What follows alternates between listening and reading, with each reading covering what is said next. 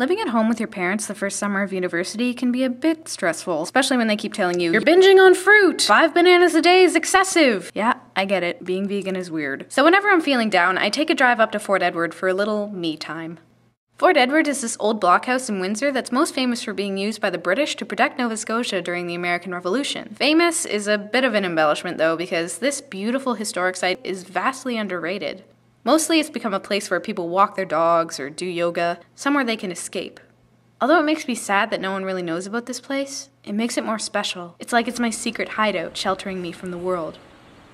Being the oldest remaining blockhouse in North America, you can immediately feel the air of history that surrounds this property. There used to be an Acadian church on this hill, but during Father Le Loutre's war, they destroyed it so that they could build the fort. Then, due to a series of unfortunate fires in Windsor, the soldiers' barracks and officers' quarters burned down, so all that's left of them is this little monument that kids turned into a rock climbing wall. It's weird to think that so many years of history can just go up in smoke, destroyed by our carelessness and negligence. I'm reminded that nothing in this world is permanent. Everything will turn to dust in the end. When I think about this, it's easy to feel like it's all pointless.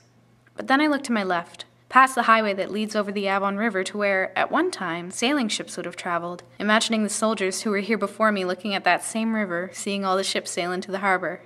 If you didn't know about this fort, you wouldn't know that the soldiers were in the same place as I am, looking out at the water, wondering what they would encounter next. Food or fire? Enemies or friends? Nowadays, the river has been blocked off and turned into a biological desert by the causeway they built in 1970. They wanted a highway that would take you straight over the Avon River instead of taking the 5-minute detour through town to the other side. And now they've decimated the aquatic life from here all the way to Boston. If you didn't stop and think about it, you'd never know that the river was even there, let alone that it played such a pivotal role in the defense of Nova Scotia. I guess the fact that I'm here and telling you the story is kind of a reassurance. Looking out at the mudflats that stretch out to the horizon, I know that history never truly goes away as long as we make an effort to remember it. I just hope that after I'm gone, someone will remember the stories of this place and care about it as much as I do. Looking around the blockhouse, it's funny to see the little charcoal drawings the British soldiers left on the walls and how they've carved their names into the wooden walls upstairs. These little things remind us that they were just people buying time, waiting for the war to be over. Just like how I'm buying time, doodling in my binder, waiting for class to be over. Obviously, I am much less noble. The soldiers weren't trying to make history. They didn't think to themselves, someday this will be a historical site, and a marginally small amount of people will come here to see my doodle of a boat.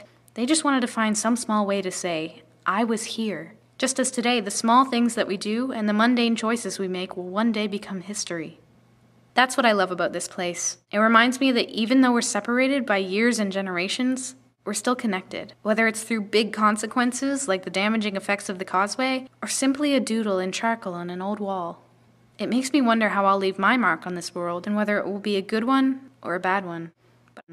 But I guess it's more complicated than that. Here I am, changing my diet to reduce my footprint, and yet I'm on the computer 24/7, burning through electricity to make videos and scroll through Tumblr.